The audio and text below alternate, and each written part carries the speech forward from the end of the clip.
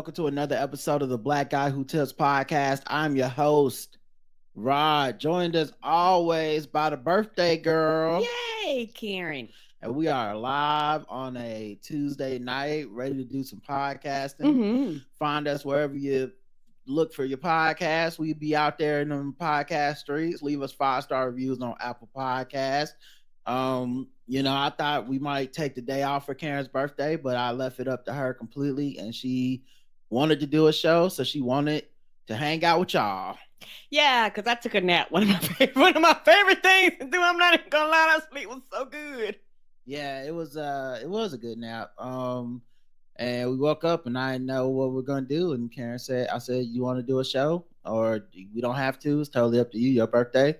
And then she waited like 20 minutes, and I thought that meant no, because why wouldn't you know? And then she said, I do want to do a show. Yes, I did. I was phoning on my phone. The Knicks and the Heat is playing. My distraction, my attention was all over the place. My bad. Well, happy birthday to you, baby. I know we didn't really do anything special. We normally don't do a lot for birthdays, really. But how do you feel? I feel good. I'm 45. I feel good. I am happy. It's one of those things where to me, I am just excited about my day, even though I know we don't do like big celebrations or anything like that. I'm still just happy, kind of about my day. Well, sometimes we go to like a dinner or something. I thought about doing that, but I was just gonna let it, if you want to do a podcast, we do the podcast. We can always go to dinner, But yeah, we don't normally do big things on our birthdays anyway. So it was just kind of like a whatever you wanted to do. Yeah, I thought about doing something for dinner. One thing I like to do, and I'm glad that everybody kind of got back on this shit for the pandemic, because I've always signed up for like a lot of places that I love to go. I know a lot of people don't pay that shit no attention because they go, oh, another email, but I always sign up for like the clubs. Like the Jimmy John Club, the Jersey Mike Club. Yeah, a lot of free food for your birthday. Yes, if it's a club, I'm signing up for it. And a lot of people manipulate that system. Like they'll do like in April, I'll fake my birthday on this place, and in May, I'll fake my birthday at that place, and you can get free food all year. Oh, I didn't think about. I don't know. I never thought about that.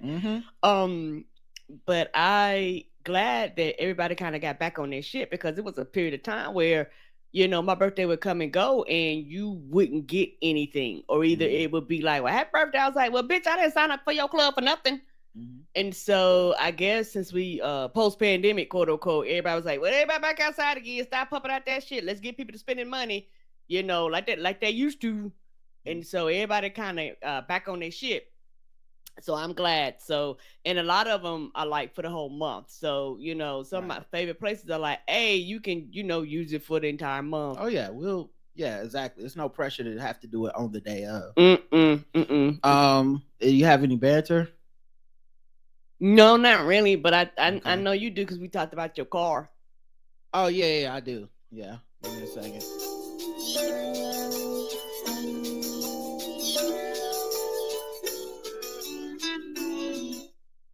Vital signs all appear normal. But feeling the quality of a thing as in part as through touch. I have been called vision. All right, so I had a couple of random thoughts, banters. I have a couple things to banter about. Say the right term now. The first thing is the race war part 2 happened last night in college sports. We all thought it would be Trump trying to get back in office, but the real race war, of course, was women's college basketball last night. It was LSU versus Iowa. Yeah, we had to watch that game. Angel Reese versus Caitlin Clark, round 2. I feel like Fly J, who's also a hell of a player, but I feel like Fly J is just kind of like also ran in this discussion for some reason. I don't know why, but we don't talk about her in the rivalry as much. Right. But this, of course, black people lined up on the LSU side under Massa Kim Moki. It can never be me. I guess I'm a traitor. I've been cheering for Caitlin Clark from the beginning of the season. Yeah, I totally betrayed the blacks all season. I've been actually more of a Caitlin Clark fan after she lost to Angel Reese and them last year. Me too. Than I was going into it, and I thought she was the shit going in, but like, I kind of enjoy, the idea of the competitive comeuppance of Angel Reese and them stunting on her, and I was like, oh man, that was funny. But I mean, she's cold as fuck, and so watching her all season long break these records and stuff, it just looked like she's on a mission for vengeance, and I don't have any college basketball alliance other than Carolina, who is not going to win women's or men. No, they're not this year. So I was just like, oh, cool. We fucking with Caitlin right now. Yeah, I don't have no alliance either. And so it's been fun not having an alliance because we was at the Hornets game and we spent a little bit more, so we up there with the TVs, and so you could change the channels. And so one of the dudes up there with us was an NC State fan. And so we were watching that game. And Chad, me and him was having a good time cheering for NC State to beat Duke. So, number one, that's a different tournament. That's the men's tournament. And a different night. That was Sunday that we did that. And yeah, NC State beat Duke's men basketball. As we were watching the Hornets game, we were watching that on TV as well.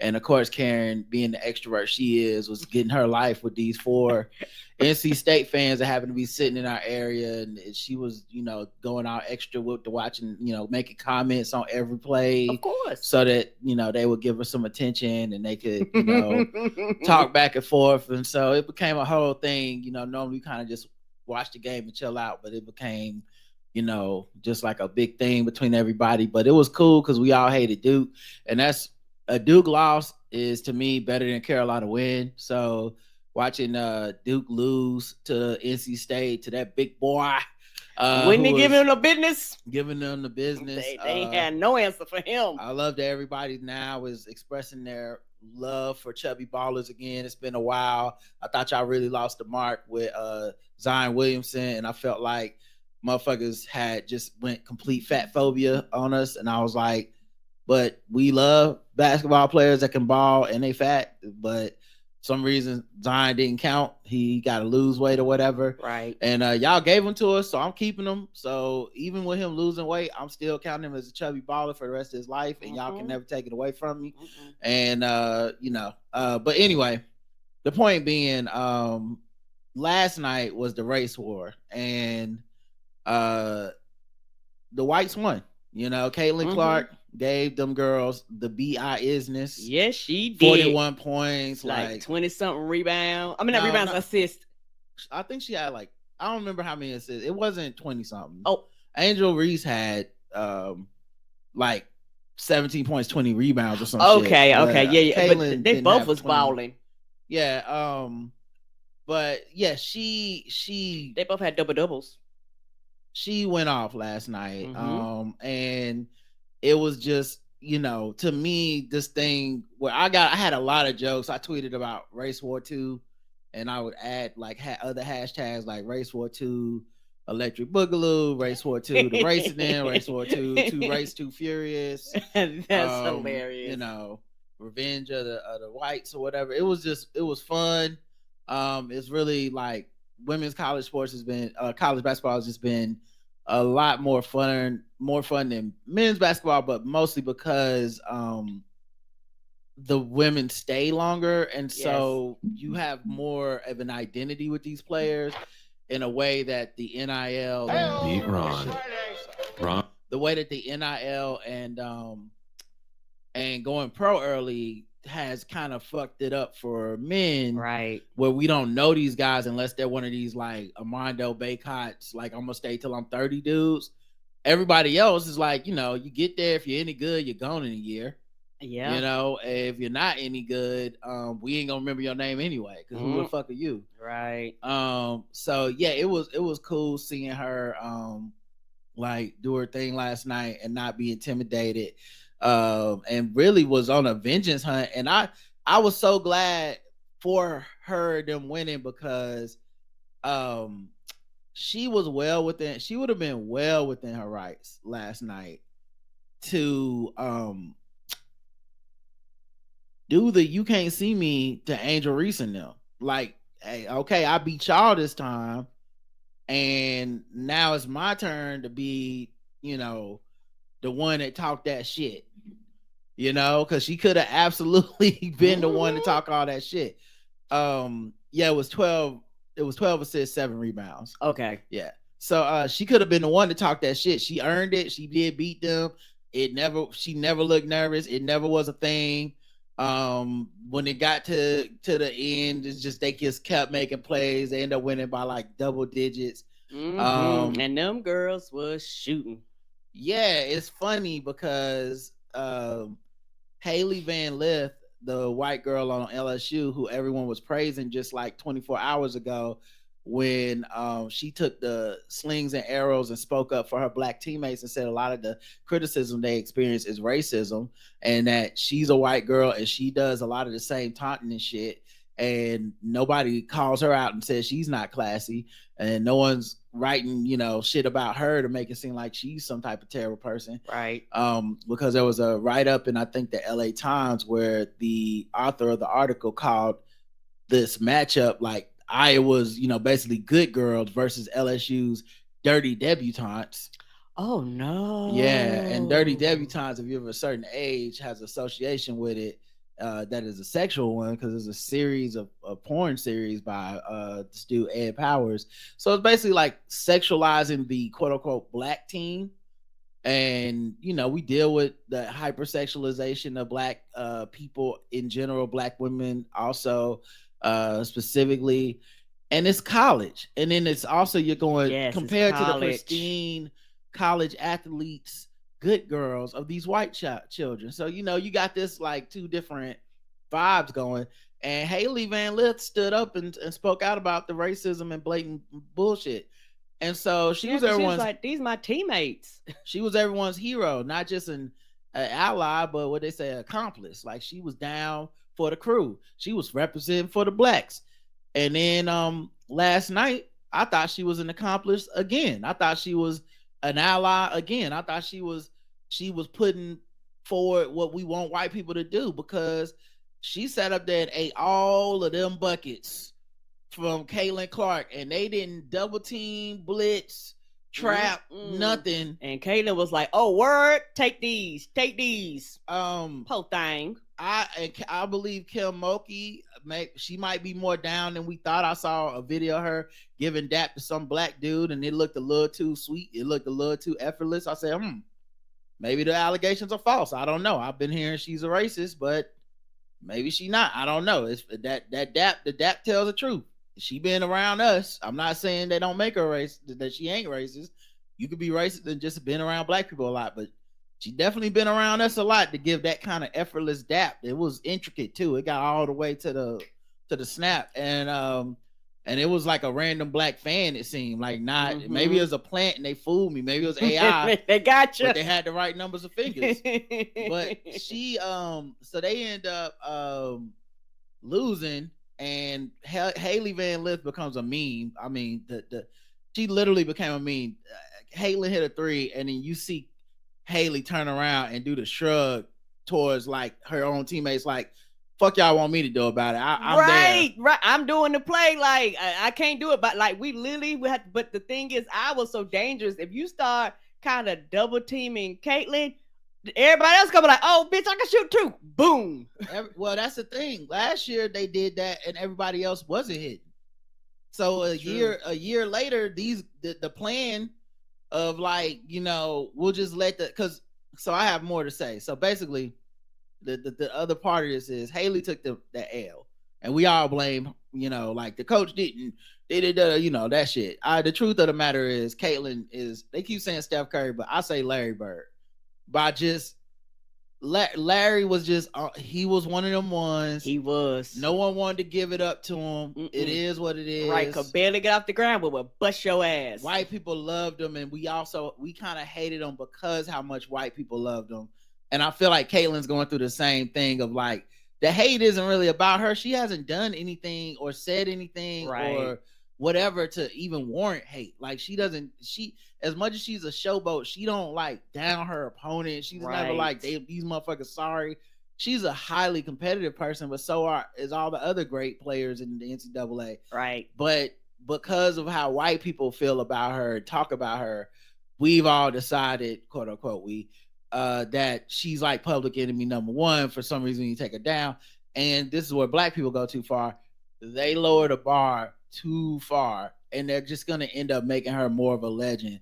Because they're saying shit like, well, she ain't even the best player right now. It's like, we know that's not true. They're saying, we're acting like leading the NCAA in scoring all time for everybody, not men just women. And women. Right. We act like it's nothing. Like that, she gonna get to the W and she ain't gonna do shit. And more than likely, she's gonna get to the WNBA and appear amongst her peers and be really fucking good. Mm-hmm. Maybe not the GOAT, but just the fact that she's gonna be really good after everyone said it's 2 Caitlin Clarks on every WNBA team. They ain't gonna shut that down. It's like, no, guys, why are we doing this? Because I don't want to go through this shit in the WNBA where every fucking week they're like, Caitlin Clark scored 37 after everyone said she wasn't gonna be shit, and it's like, why are you making her more of a legend? When it comes to like Juju, like Juju's a beast. When she goes none of us is saying this shit about, well, it's 2 Jujus on every WNBA team. We're not even saying that kind of shit because we're like, that girl gonna be good, and we hope she's good, and she gonna be good, and we know when she gets to WNBA, if she's healthy and everything, she gonna be putting up buckets. Yes, she is, because she's one of them ones. Mm-hmm. And it's something about Caitlin in Iowa. We don't want to let her be one of them ones. But the other point I said I was gonna make, and now we can end this part, but because this is why I say Haley Van Lith is an ally, because we only made jokes about her getting ate up by Caitlin, and we went, why couldn't they put Flage on her? Why couldn't they put Angel on her? First of all, her and Angel don't play the same position. It wouldn't have made no damn sense. It wouldn't have. But even with the Flage shit, who fouled out, by the way, Flage fouled out. She did, without checking Caitlin. And this is why I said we haven't been being fair. Them other 2 white girls got the fuck off too. They was somebody was going on Flage. Yeah, the analyst was saying that. The analyst was like, "Hey, in order for them to beat, like they was like, other teammates have got to, step up." And they was like, "Yeah, they had some teammates that was in them double digits, 2 of them points. I think one of them had 30 something. Caitlin ain't hit all the buckets. Is all I'm saying. Nope. It was Haley Van Lith ally of the week. Okay, we talked about her, so we don't have to talk about them. Because I know, like, Angel was blocking shots. Shout out to Angel. She twisted her ankle. Maybe that has something to do with the second half. I think it may. I'm not gonna say it has no effect or whatever. But obviously, she's not gonna ever make an excuse for herself, in the way that most players that get injured will never say that. But and she also was out there competing and balling the second half. She just wasn't hitting her shots. But them motherfucking white girls is hitting, and it is what it is. Great game. Hate to give it up to the whites in the race war. I'm assuming we won't get early voting this year. I don't know what the penalty. It's gonna be. I don't know either, but I was cheering for Caitlin and them. Now I'm not even gonna lie, when she go against South Carolina, which they have to play UConn Friday, which is already. I mean, that's UConn. That's gonna be a tough game. Yeah, Paige Beckers is no fucking joke. They the ones that took Juju out. And they didn't do what LSU did, where they said, well, we're just gonna let you get yours. They doubled the team and trapped Juju until somebody else needed to step up. And so we're gonna see Friday if that's what happens with Caitlin, because I'm assuming Gino Auriemma is not finna sit back and let one person get torched all night. Will not, and not make adjustments. And the thing about that particular game, when that game started, it was a fast-paced game. Like, they was like, no. What we not gonna do is let y'all get this big-ass lead. So, no, it's like, they was like, defense, and they fucking defensed. Yeah, and South Carolina's gonna be a beast. I mean, I still ain't seen a school that I think can beat South Carolina. I think LSU felt the closest, but I mean, it was like once LSU ain't beat them, it was like no one can beat these motherfuckers. But maybe I'll be wrong. Right. That's why they play the games. And obviously, the way it's set up is if Caitlin Clark somehow wins a championship on her last season before going to the NCAA, and she does it through LSU, UConn, South Carolina, that'll be one of the all-time great runs, regardless of whether you feel she deserves as many accolades as she's gotten. I think all those teams that run is accolade worthy as anybody's. I just don't know how you take that away from her, but but that's also because I'm looking at the matchups. Like, I don't know how you do that.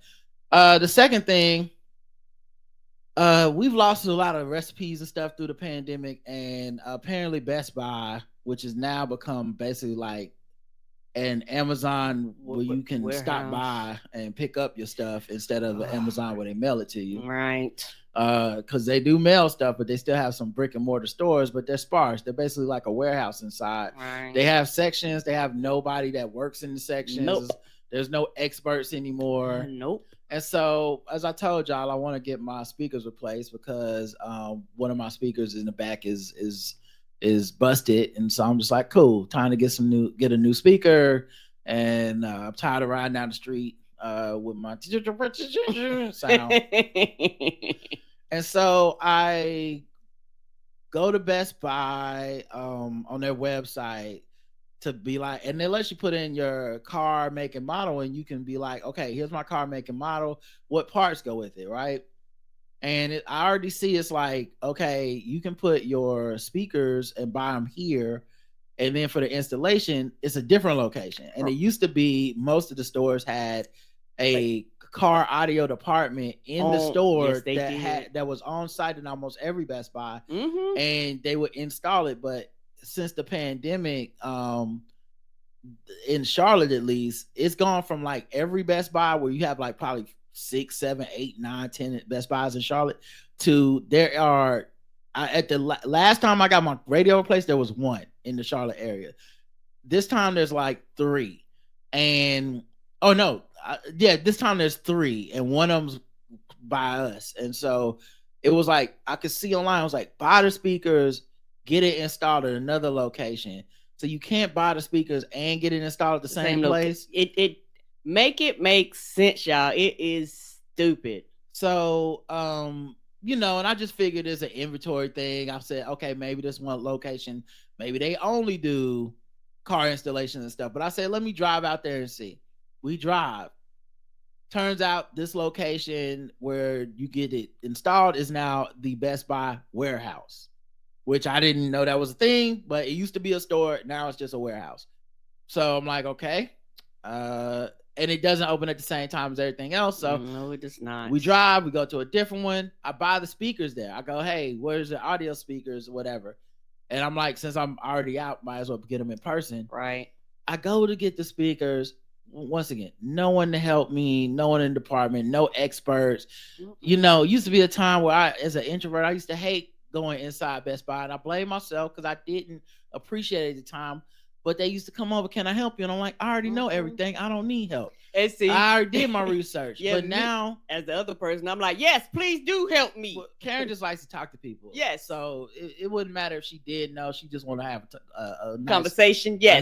A nice session. I'm like, I would do my research before Best Buy, come in and da. Anyway, I figured out what speakers I need. I buy them. I go to the counter to buy them. They're like, hey, you need to make an appointment. Do you want to make an appointment for the installation? I said, sure, why not?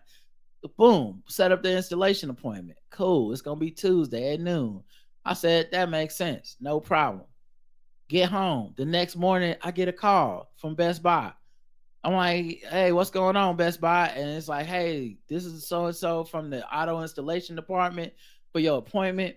So, I know, and he says, I don't know what they told you. And I told him what they told me. I said, they told me that you guys do the installation. They told me if I need extra parts, you guys will have them there. I can pay for it at the time of my installation. Right. They told me that I'm not paying for the labor until the day y'all do the thing, blah, blah, blah. Mm-hmm. And he said, okay, well, we don't have No, he says we have to see if we have it in stock. The like stuff for the installation, the harness for the speakers, and all this stuff. Do after factory stuff. Yeah. I said okay. Let me know whatever. He's like, cool. I go home. I mean, I hang up. I get a call back 5 minutes later, and he's like, hey, so we don't have any of the installation parts in stock for your car. So now I do have an older Nissan Altima. So and I'm not getting these speakers as like vanity speakers and stuff or whatever. But you would just assume like, they would. It's a very popular model of car, and it is covered. It's not like my 1 year of car special. It's like every car that's the Nissan Altima from 1988 to 2007 was made this same way. Uses this part, right? And so I'm like, okay, so y'all don't have it on. They was like, yeah, we don't have the harness. We don't have this other converter thing. We don't have any of this shit. And I'm like, so what am I supposed to do? Are y'all gonna order it and then I get it? And it's like, well, we can't order it because then like you need to pay for it up front. And we don't have it in stock at all. But you can go to Amazon and buy it off of Amazon, have it shipped to you. You call me back when you get the parts, then we'll set up an appointment to do the installation and charge you for the labor and stuff. And I guess what I'm saying is, damn, Best Buy, we not doing nothing now. We just it make sense. Y'all basically just sold speakers.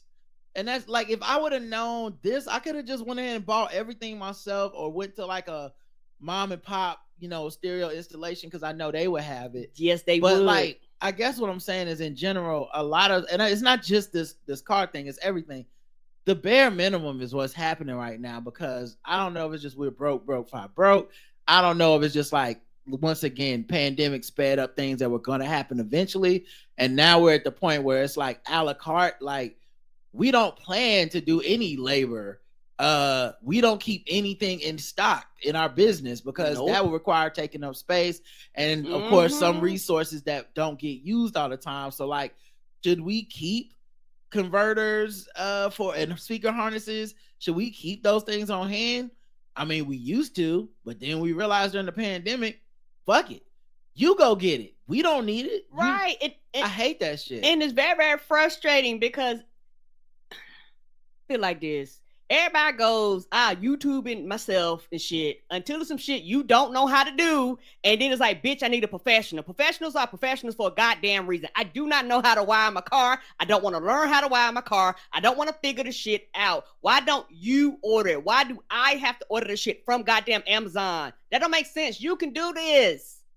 Yeah, and I just think it's one of those things where I don't believe it's because everybody decided to install everything themselves. I really don't. I really think companies looked at how to cut costs, and one of the biggest things they thought was, we have a whole department about installations in vehicles, and they're not constantly working all the goddamn time. So why not get rid of it as much as possible? Like, wouldn't even provide the service if it wasn't like a thing people expected from us over years. But the fact that there are so many Best Buy brick and mortar locations that don't offer the service, but have the actual grounds and installations on site where they should be able to offer the service, but that's an extra employee. That's an extra, you know what I'm saying? That's right, because they didn't change the size of the building. So I was like, well, if it was here last time, bitch is still back there just dusty.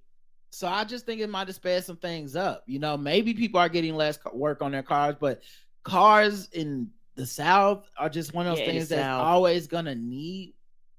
People will always need new speakers because people are going to always bust them. People will always need different radios because people like aftermarket radios. Now, I think one thing that did change, newer cars have better radios installed up front. Like they did. Okay. Like, used to be a time where it's like, let me upgrade my radio so I can take the faceplate off, or because I want Bluetooth, I want GPS, navigation. Yeah. Right. And I think now, since a lot of stuff comes with that factory installed, maybe there's less of a second the second market, for the aftermarket for installation. Maybe people aren't getting as many, like people have Bose stereo speakers installed in their cars from day one sometimes. Right. Maybe they're like, motherfuckers don't need a 12 CD changer in the 12 disc changer in the back of the trunk anymore. So could be as simple as that. But whatever it is, I feel like it got sped up in the pandemic because there's just no illusion. They're like, you sure you want to buy some speakers? That's how she acted when I bought them. Like, you sure you want to do this? Because it's going to be a hassle and it's not going to be what it used to be, where you just buy it and go up there and they got it. Yeah, and it's very frustrating. And I'm like, if we would have known that, I would have literally, like you say, went to somebody where I was like, y'all got everything? Okay, let me pay it here. Because somebody like me is like, you got the shit.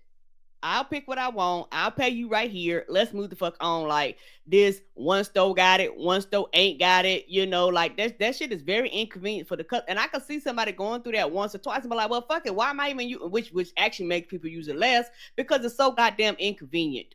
Right. So that's my banter. Let's go ahead and get into some other stuff.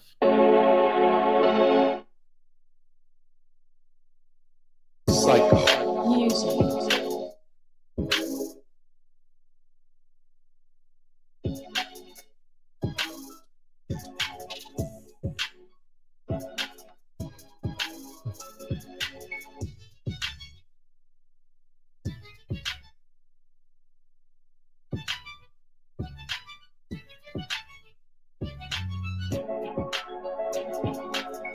All right. News. Lizzo clarifies she is quitting negative energy, not music. So she tweeted something on Instagram saying she was quitting because everybody was talking shit about her. And everybody, of course, took it as she was quitting music. That's how everybody, that's how everybody reported it. And I don't blame them because I read it too. And I thought she was quitting music. I mean, I didn't think she was going to quit music, but I thought she was saying she was quitting music. She said, I'm tired of putting up with being dragged by everyone in my life and on the internet. All I want is to make music and make people happy and help the world be a little better than how I found it. But I'm starting to feel like the world doesn't want me in it. I'm constantly up against lies being told about me for clout and views, being the butt of every joke every single time because of how I look. My character being picked apart by people who don't know me and disrespecting my name. I didn't sign up for this shit. I quit. And so, of course, everybody was like, oh, no, Lizzo, don't quit. She quit. Why? Did this mean that you did it? That's how people... we're at that point right now. Yeah. And so, she came back later and said, no, I quit negative energy. And she said, when I say I quit, I mean, I quit giving any negative energy attention. What I'm not going to quit is the joy of my life, which is making music, which is connecting to people. Because I know I'm not alone in no way, shape, or form. Am I the only person who experienced a negative voice that seems to be louder than positive? Yeah, absolutely. And my guess is she put this on Instagram and about 37 white people with financial interests tied to Lizzo call her.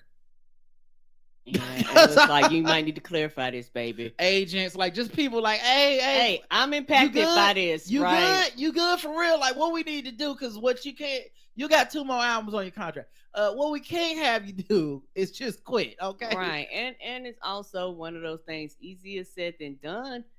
Some people just might need to pull away from the internet. And, that it's very hard to do that when nowadays it's like, if you are not on social media, quote unquote, who are you? And it's one of those things where Lizzo and some of the other people grew up in a generation where they shared, stuff like that, versus some other people that's on the other side where social media kind of came after they was somewhat established. I don't need to do none of that. Hear my music, like it or don't, fuck you, type of attitude. And the thing is, you're gonna get talked about either way. You don't get talked about for telling us too much, sharing too much, being too open, or you don't get called a bitch that don't tell us nothing because you just do your shit and go home. Yeah, also there's just a lot of generational difference. These are younger people that are younger than me and you. And a lot of their come up is through the internet. So I think people our age or people that aren't famous always had this like, well, just get off, type of attitude. Yeah. Where they'll never really be able to pull it off, or it takes more for them to be able to pull that off because we're telling them to cut off a spigot that is responsible for everything they have. Mm-hmm. Is I was on the internet sharing with y'all. And also these younger people think share and people our age too, but I think it's more prevalent for people that grew up with more social media than us.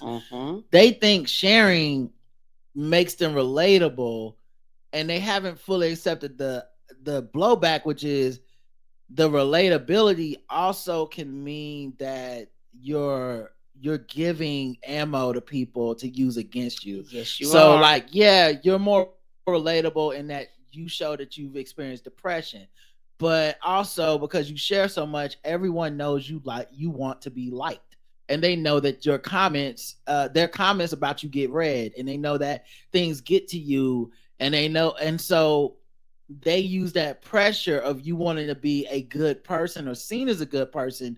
And especially a person who's branded herself like Lizzo, she can never have a bad day. She doesn't ever get to tell anybody, fuck you to whatever you want. It's about me. Everything has a hierarchy. It's that, when people said spaz was the same as like an N-word, she had to issue an apology because she's not in a position where she can say, I feel like y'all are kind of doing this to me because I'm a black woman and y'all are white and y'all don't like that. I, got my brand is very one of like, hey, fuck fat phobia and I'm gonna be myself and be positive. And y'all don't see yourselves in that brand, so you come at me and go, you ain't that positive, bitch. And I have to be like, well, no, y'all are right. I'm sorry. I apologize. And I'm not saying she shouldn't genuinely apologize, but just what fucking choices she have had. It would have went against everything she stand for to be like, yeah, I actually think y'all are kind of out of line. I didn't mean it that way. It's commonly said that, but it don't matter, right? And so, her, Cardi, Summer Walker, so many of these black women we've watched kind of, fall apart, put themselves back together again. And I can't imagine. I've already spoken about, on the show about the allegations against her and how I see them and how I think it's mostly the most likely scenario is what I was saying about them. There's blurred lines in entertainment, and everything that is being reported as a negative is something that typically is seen as a positive in many, many, many other situations. Many other situations, people are like, oh my God, we partied with Prince. We went to the strip club. We partied with Madonna. He's not a snob. Lady Gaga went to such and such with us. Madonna took us so and so. We was eating motherfucking bananas out of pussies. It was crazy. I love that bitch. I can't believe she don't think she too good to kick it with her dancers. And if you flip that, and look, people could have always felt this way, right? But it's 2024 where you can kind of express being like, I felt it was awkward, and the feelings are more important than facts. So you can say, I felt like if I didn't go to this event, I would be fired. Well, do you have any proof? No, I felt it though, and no one can prove I didn't. And of course, it's a lawsuit, so they're gonna present the most salacious thing, of course. But anyone accusing her of not being perfect, I mean, that's gonna hit her right in the pocket because she wants to be liked and seen as a good person. And yeah, like that even the allegation against her, I could see how if this was a quote unquote shakedown, you would think she might pay it just out of the like, well, look, I need my image. So I look, whatever y'all say, I agree with. Sure, many of these allegations aren't directly at me. I have nothing to do with them. I didn't even know it was happening. All right. But I'm going to just pay y'all because I want to be seen as a good person. And, so, and that's, the to her, if you're looking at it from her point of view. So, yeah, I just think it was interesting to see her say that. But also, like, complete emotional reaction to something that's probably been going on for months. And she finally let out that it is bothering her because a lot of this other stuff that we see people aspire to is this idea of being unbothered by shit. And I think, and I'm sure people in her camp told her, don't even respond, don't say nothing about this, but we'll just do it in court. And yeah, it obviously is getting to her. Yeah, like I said, that's easier said than done. Particularly, like you said, if you grew up in the age where you shared or your quote unquote comeuppance was through the love of social media. Not comeuppance, but come up. I'm sorry. It's through the love of social media. And, nobody knew at the time, people know now, but nobody knew at the time that social media was going to become the thing it is now. And so it's one of those things to where the same people that love you would turn around and tell you ain't shit, turn around and tell you to kill yourself, jump off the building, jump off the roof, and all this type of stuff. That's another thing. We're never really aware of the commentary people are getting. The news covers the reaction, but not what sparks the reaction. Right. And that's why most of us sit around and feel like we're better than these people, because I'm like, I wouldn't have said nothing. But honestly, motherfuckers ain't in my mentions saying crazy shit to me all day. That makes me eventually go like, fuck, man, I'm tired of this shit. And then everybody goes, wow, look at this motherfucker talking about they tired of some shit. Right. And a lot of time it's people wanting attention, because as long as you give them the attention, they will just do shit to get your attention. Right. And then the people that ignores the fuck out of them, they get mad at them because they don't do anything to give them any attention. Also, it's funny. And I think low key they were relying on it being funny. You know, the whole like she was making Lizzo be eating bananas out vaginas. You know, she's made jokes of references to that. She's done interviews about it in a fun, positive, sex positive way. And of course, you know, now we're looking at it like, oh, look at this fat woman in food. You know, it's like a lot of moving parts to it. And I don't think we're gonna have the reckoning that, or maybe we will. Maybe we have had it, because this stuff doesn't happen that often anymore. And maybe her team was late, but I do wonder if we're ever gonna have a reckoning where people recognize that these non-traditional workplaces are still workplaces. And yes, they are. I'd rather be I air like this in life. So this is not something I'm saying to people that I don't practice. I'd honestly rather be known as like, oh, he thinks he's too good, or he's standoffish, than he kicks it with us. You know, we've had people come in and out of town for events that we've had, and people like, oh, we're going to the strip club. I'm not going. Hey, let's go out and have dinner. I'm not going to a large group of people to have dinner. Let's hey, we having a party at this thing. Y'all have fun with that. Have a ball.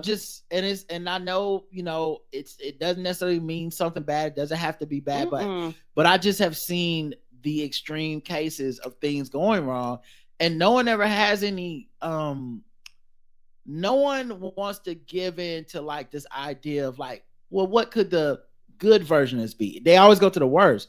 So if, let's say we go out to the strip club with somebody, and somebody one fan grabs another fan's ass, and it's not consensual or whatever, and we don't see it, or we're not there, or we went home or whatever, that's not how that's going to get talked about. It's going to be talked about with the blackout tips created an environment where this happening. Rod and Karen didn't do shit. Right. They didn't even care. They sat up there, and whether it's true or not, that's what happens. And yes, sir.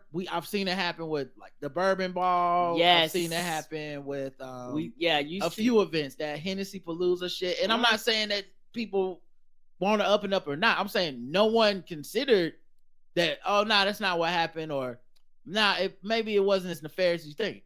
No, they go to the nefarious because that's what's more fun to talk about. Right. And so maybe we'll get to a point where some of these stars go, nah, we shouldn't kick it. Like, it's after, like, if we kick it, it got to be like the wrap up party for the tour. I'll see y'all there. Right. But like us in Amsterdam going out doing drugs and partying, that while that used to be cool rock star shit and like, oh my God, that's what we want to do, it only take one or two people flipping the version of events into, well, I didn't really want to party. And now everything about the party feels forced, like you're making me do something that most people go as fun. Is, yeah, so we're going to go to the strip club. Oh, okay, cool. We're going to go see a cabaret show. Oh, word. Well, I only said that because I felt like I had to. Mm-hmm. Yeah, so we're going to eliminate all this bullshit. I'm going to go do what I want to do. And y'all do what y'all want to do on y'all time. Y'all not on the clock. Have a ball without me. And I'd rather y'all say I'm a stuck-up bitch that you don't like. Agree. Don't hang out. And they think I'm too good for this. And I didn't like the tour with Lizzo because I barely got to talk to Lizzo. She just showed up and did such and such. And that was before you get to the other allegations that were literally just, I'm sorry, but that's the job. Like we had to do rehearsals and she didn't think certain people did a good job and they made us rehearse longer because she didn't think the show was good the next day. I don't know why they think that's a thing Lizzo shouldn't do. That's everybody in that position. You do if y'all are touring and y'all have what they consider to be a half-ass show, you're about to catch it. You know, that's what and they gonna be in there dancing the whole time too. It was funny how much people love Beyonce's work ethic and she's a perfectionist and think Lizzo ain't the same. Like, right. And I wonder how much of that is just like she's fat. She can't possibly be a stickler. No, man, she's shown us her athleticism and how much of her work ethic is clearly apparent. And if you get that job, maybe it's confusing that some days you're partying and some days she's your boss yelling at you. And maybe that's why you don't want to kick it with people. Right. You know, maybe that's what happened. I know with Bomani and Game Theory, it's because of COVID too, but I thought it was smart and good that it wasn't a party atmosphere. We kicking it with Bomani tonight situation. Cause I was like, you kind of don't want the boss to be at all the shit. You know, just because anything could go wrong and motherfuckers have shit go wrong. And then you're the boss.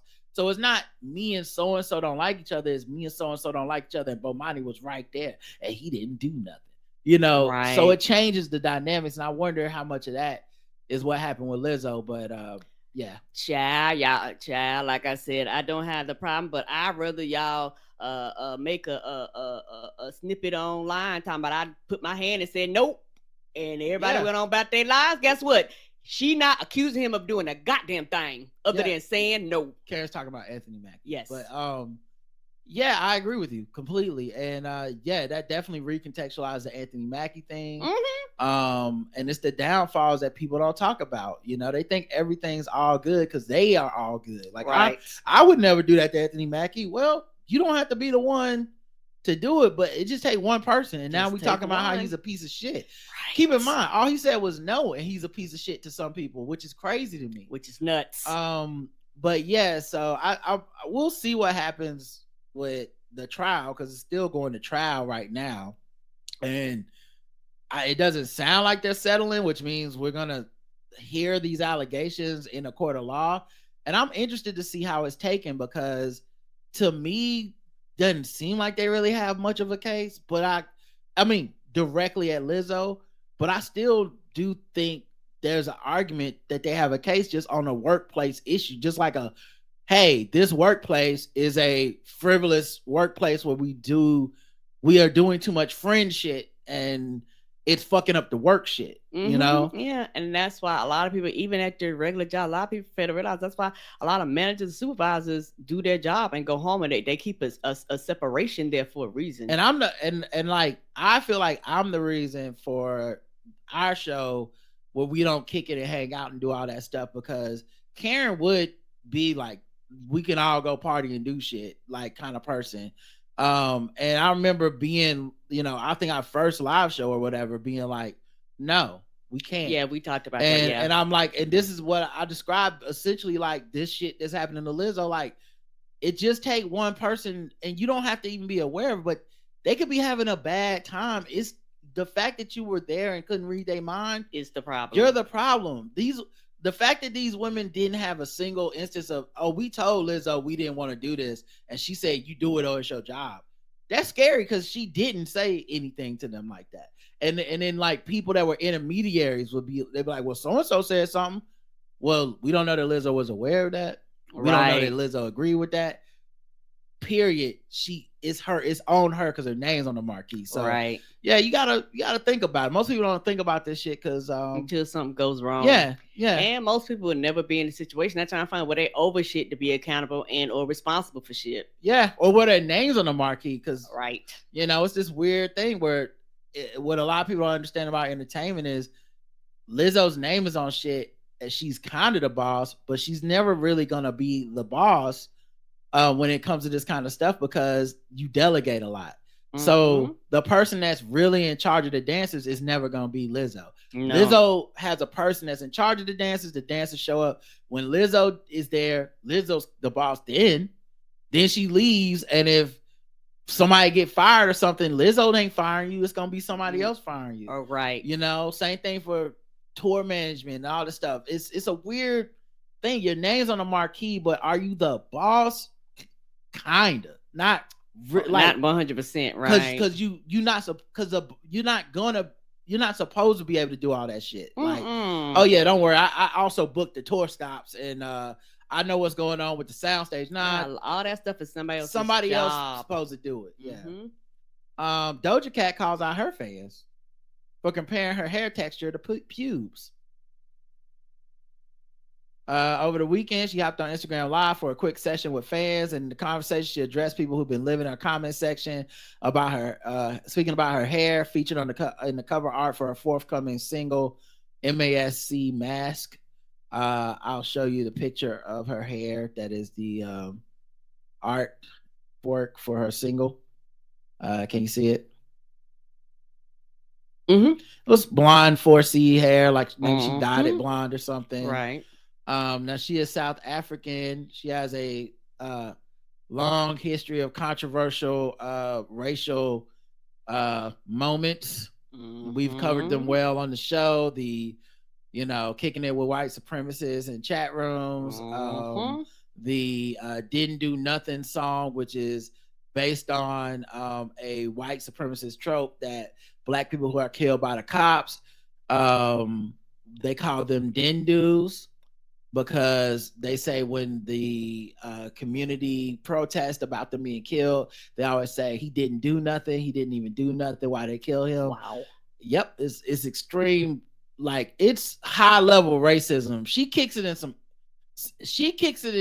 the what do you call it? The deep cuts of racism, not the little shit. Not the, like, someone said the N-word. She kicks it into, like, we worse than the N-word. We say didn't do.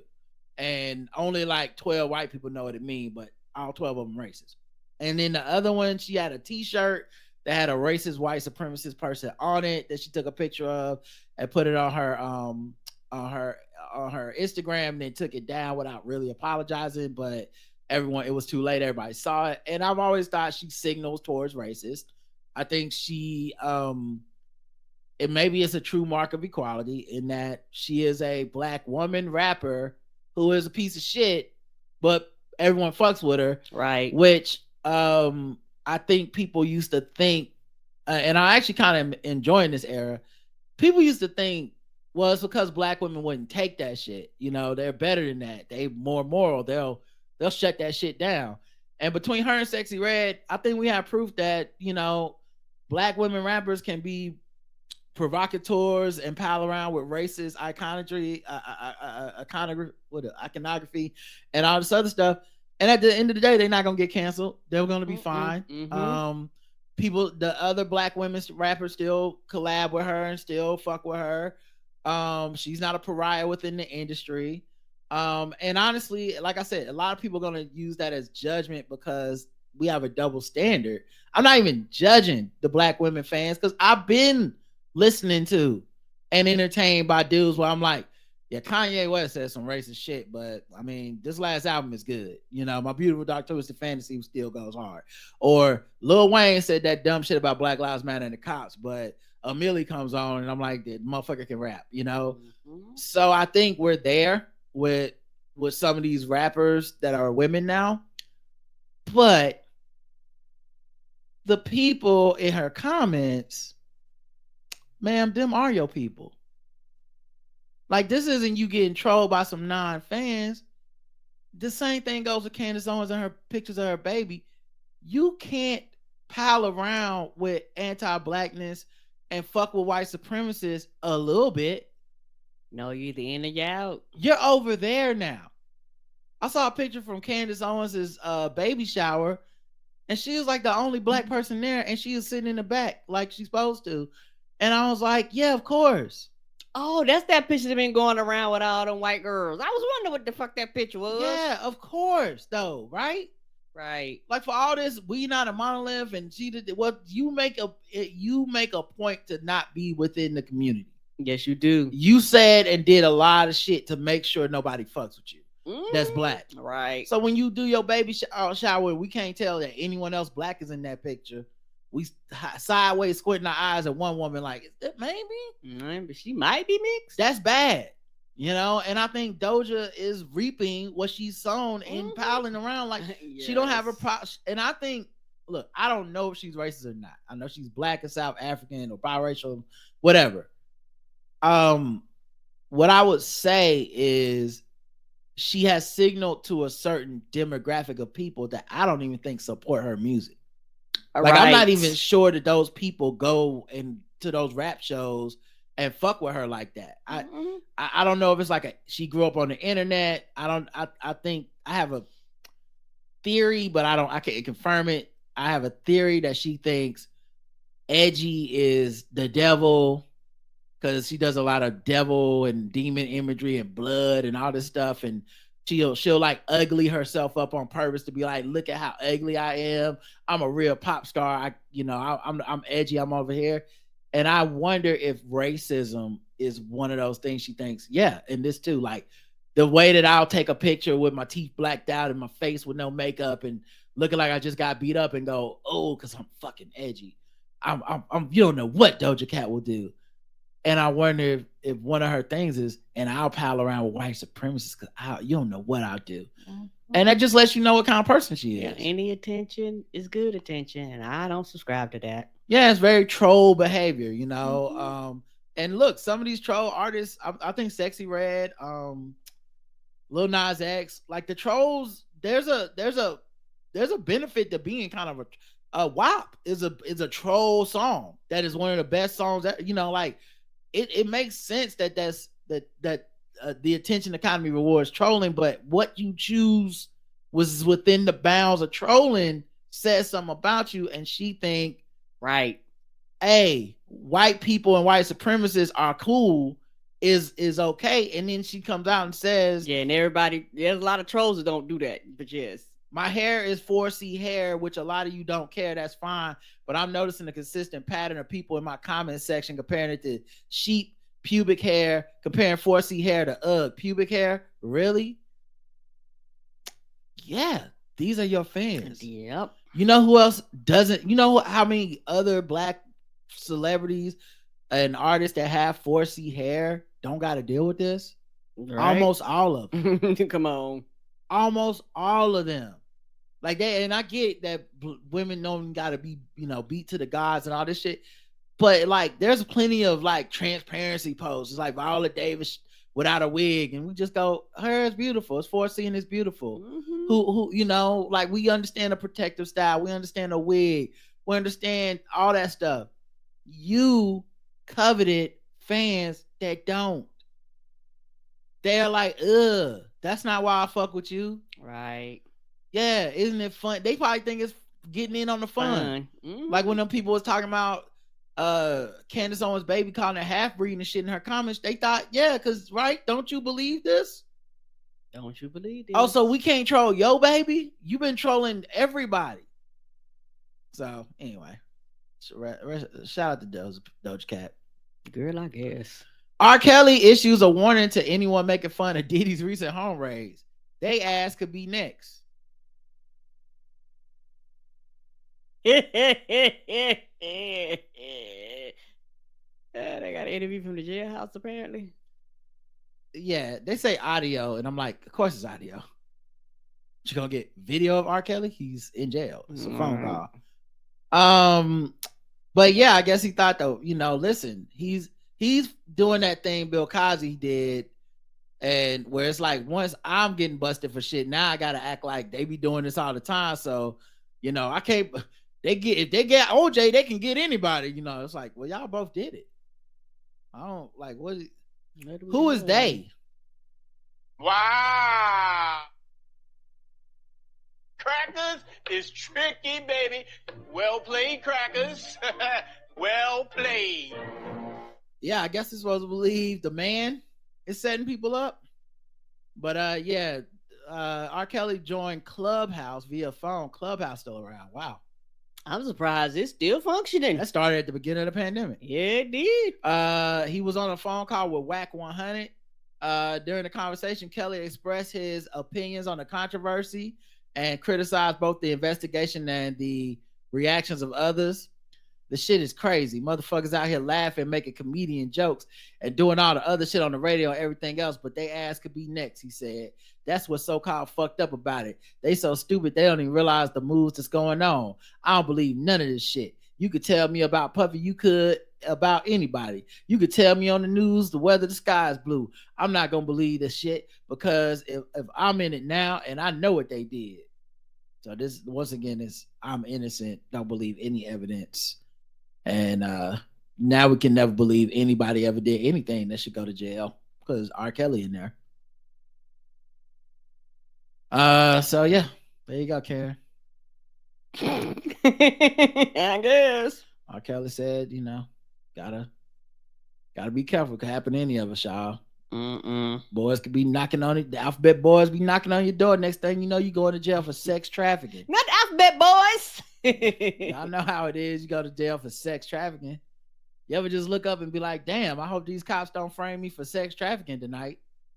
You know how they do. Right. You know how they do. Playing a little sex trafficking on you at the red light. Sprinkle a little sex trafficking on it. Yeah, sprinkle some sex trafficking on this motherfucker. He's going to jail for a long time. You know how easy it is to set up sex trafficking. Trump was told, hold on, this is an old article. So Trump's $175 million fraud trial bond was covered by billionaire Don Hankey's company. Knight Specialty Insurance loans former President Trump $175 million to cover bond required to prevent Letitia James from seizing his assets while he appeals a $454 million judgment in his financial fraud trial. The company is owned by billionaire Don Hankey, a Trump voter who made his fortune off her high interest subprime car loans to people with bad credit. So yeah, he's that's happening. And yeah, he gonna take it to court, and if they turn around and be like, no nigga, you still gotta turn around and pay the whole thing. They did lower the amount because he couldn't make the full amount. That's why.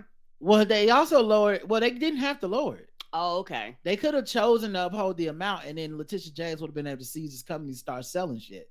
But they lowered the amount, and then he found somebody to cover it, so it continues to work out for him. Now he always stalls in appeal stuff. I'm assuming in this case he's trying to run the clock out, hoping that he'll win the office of presidency, which will at least stall it another 4 years because no one's gonna really make a sitting president accountable for any of this shit. I think that's been his plan the whole time. But yeah, I just think that's interesting that there's somebody who would cover it. Whiteness is grand. It is amazing. Yes, it is. White supremacy is amazing. Hell of a drug. The fact that you would put up money for a man who has not shown the ability to cover any debts ever, who just goes to court for not paying his debts all the time. Yeah, which means you basically gave away $175 million. I was about to say, you basically throwing money away. It's not like we think he's innocent. And I don't think you just get that money back. Like it's such You'll never see another dime. Yeah, and then the last thing, judge issues a gag order barring Donald Trump from commenting on witnesses and others in hush money case. Trump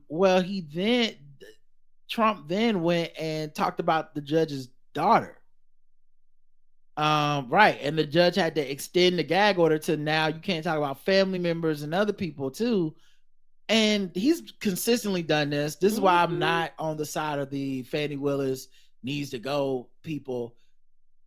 Donald Trump's plan is to always attack the people that are prosecuting him and the judges overseeing it and the jury and the entire system. And their family, right?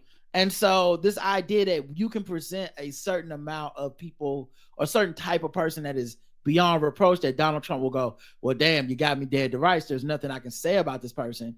Then you've been living with your head in the sand. He always finds something to say, and it's never like right. It's never okay, but it ain't gonna stop him. And so in this case, they keep extending the gag orders, and I keep wondering at what point does something actually happen? Right. Y'all be like, fuck it, go to goddamn jail. We're tired of you. We keep putting this out there. You keep breaking it. Sit your ass in jail and figure it out there, sir. Like, you have judges and family members of the judges and jury people saying, I'm getting death threats. Right. And then this man going and publishing their addresses and personal information on Truth Social. At what point is there a thing that is done to him that would be done to anyone else who was acting like anybody else? They wouldn't have. The second most people would have said anything about a judge's family member, child, your ass would have been in fucking jail in a heartbeat. Yeah, and like people keep, he has the right to run for office. He has the right to da da da da. I'm like, yeah, but the right to threaten people in public, the right to dox people and shit, right? That's freedom of speech to y'all. He's also selling a God Bless the USA Bible for $60. They got everything in it but the Bible, apparently. Yeah. It's inspired by the singer Lee Greenwood's patriotic ballad, God Bless the USA. Happy Holy Week. Let's make America pray again. As we lead into Good Friday and Easter, I encourage you to get a copy of the God Bless the USA Bible for $60. Now, I think coincidentally, he's trying to raise a lot of money to pay off these debts. There's still fools out there who will do it. You can get a free Bible by walking in probably any church in America. They'll hand it to you. Hotels have them in some of the drawers and stuff like that. No one's hurting for Bibles. No one's like, man, where can I get a Bible? Everyone got Bibles.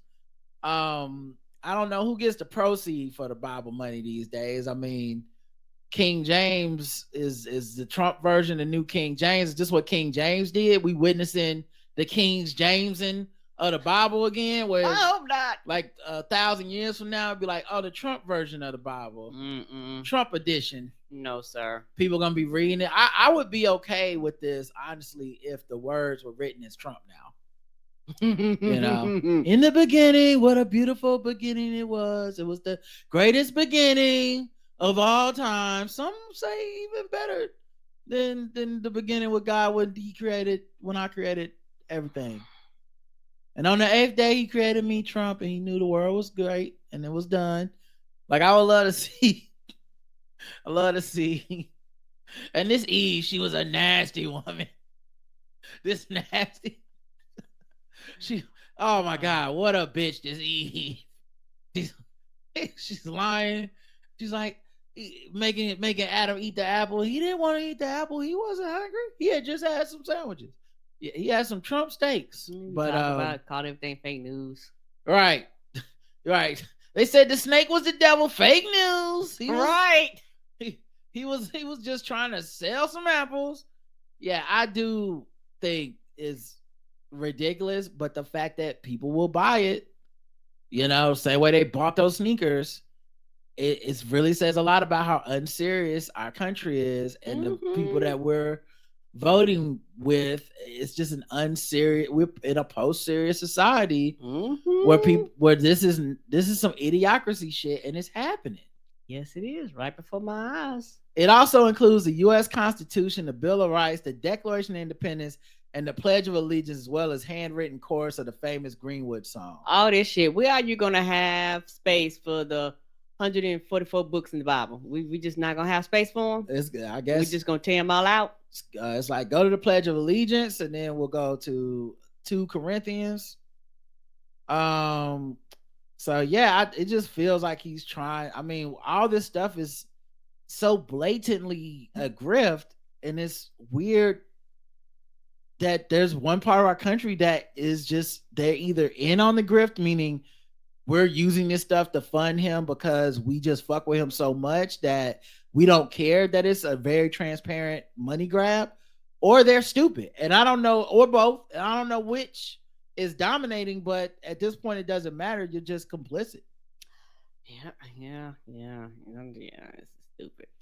All right, let's get to another segment. Maybe we do some gay news, some LGBTQ news. Let me see what you want to be. You better move your body. You better move your feet. And I want to groove. Show me what's cool. Riding, caring, baby. LGBTQ news. I try to take it down, but we still around. We lit. I try to still shine, but we on the ride. We lit. But you can't do what we thought to do. We lit. Black guys, LGBTQ news. Joe Biden calls trans people the fabric of our nation in Trans Day of Visibility proclamation. In commemoration of the upcoming Transgender Day of Visibility, President Joe Biden issued a statement praising trans people's contributions to society and describing actions his administration has taken to counter transphobic bullying and extremism.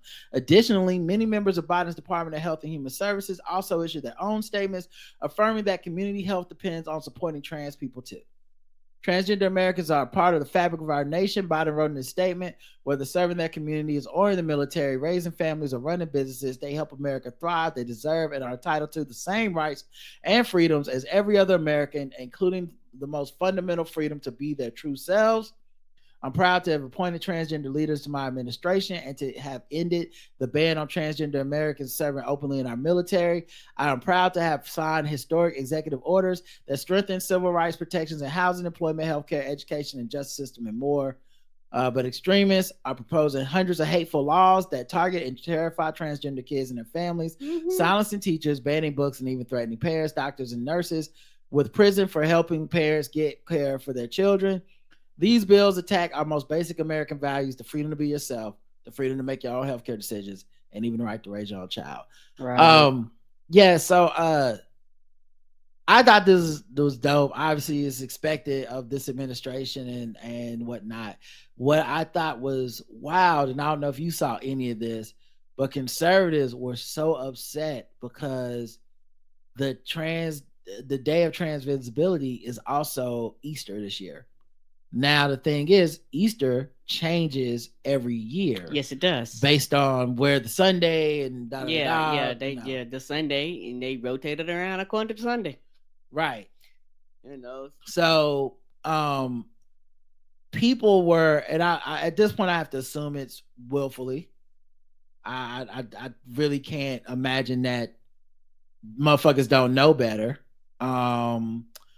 But people, including Caitlyn Jenner, who are transphobic people, were like, how dare you sully Easter by recognizing trans people and trans visibility?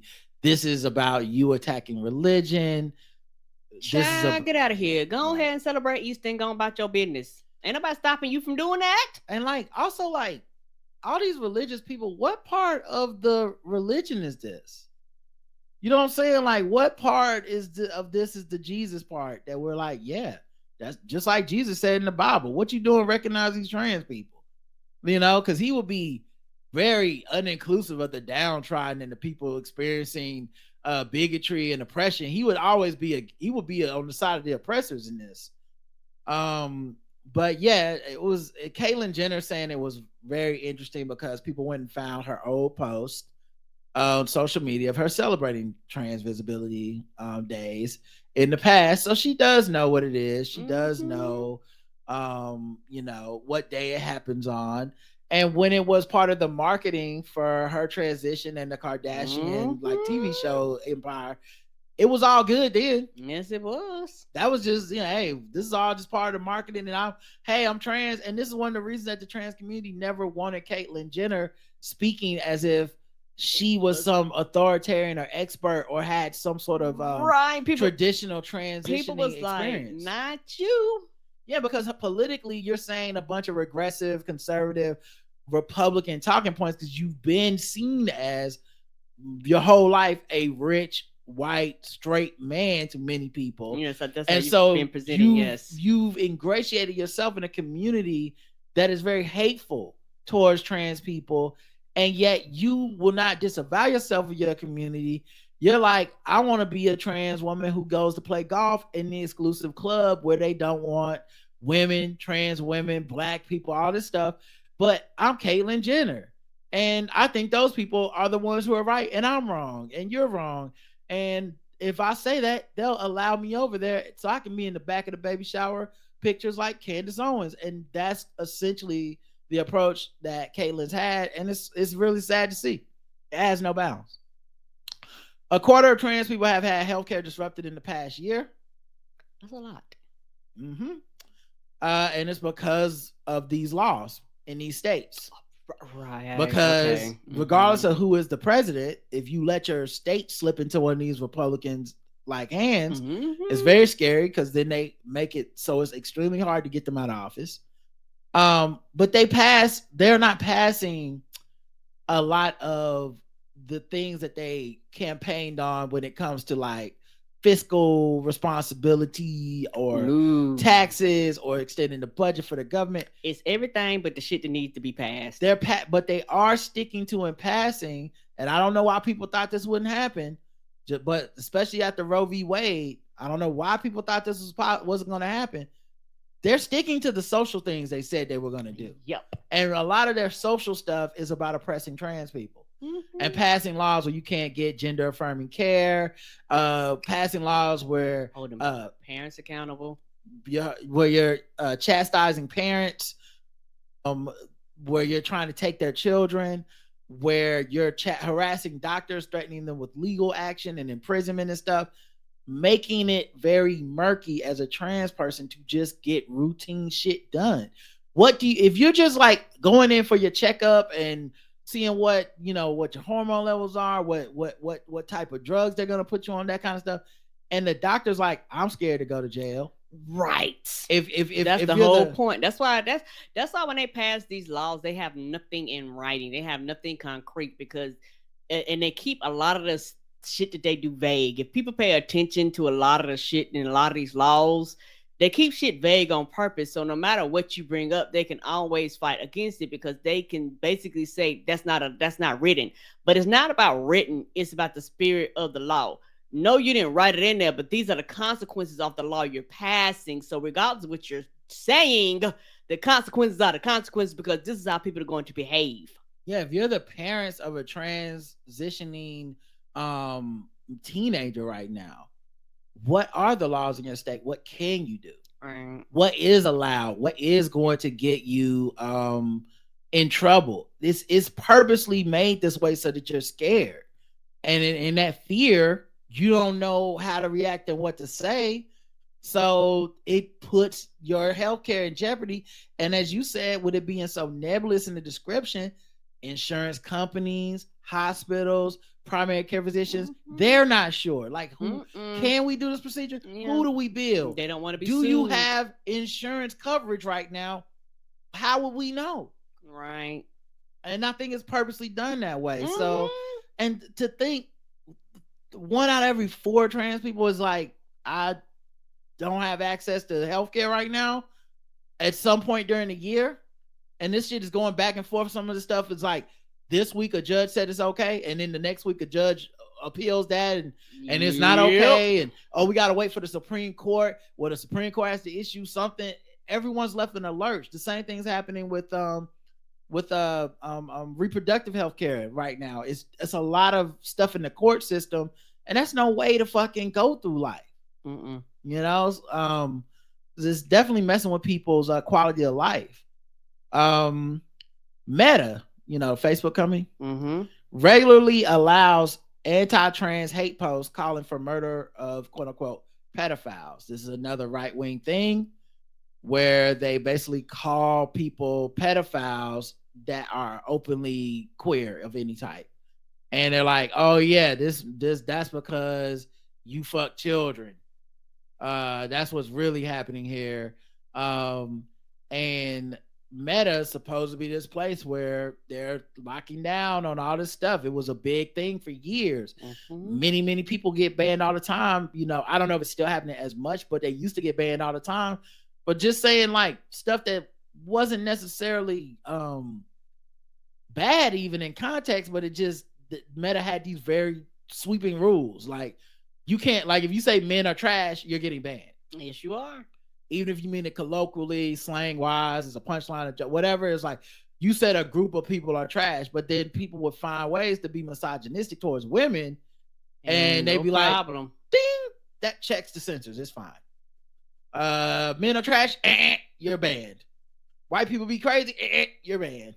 Yeah, you had to do shit like misspell words and all that shit, and even though to get passed. Right. And so they allow people to post stuff like slurs for transgender people, call people mentally ill, satanic, sexual predators, pedophiles, terrorists, and perverts. So you can say all that and you won't get banned. And it won't be considered a, some sort of a violation of the rules. Right. And Meta is one of the biggest, social media holders on the planet, if not the biggest. Meaning this does affect people. This is culture. This is like culturally influential. Mm-hmm. One illustrated image showed a group of people stoning a trans identified person to death. Another showed a masked person holding a gun standing on top of a demon painted in the colors of the transgender flag. Others cataloged a post that said that trans people need to seek to sexualize, sterilize, and butcher children.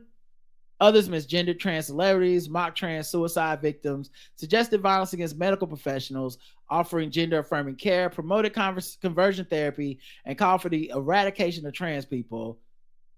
Those went through. Those were allowed. Mm-hmm.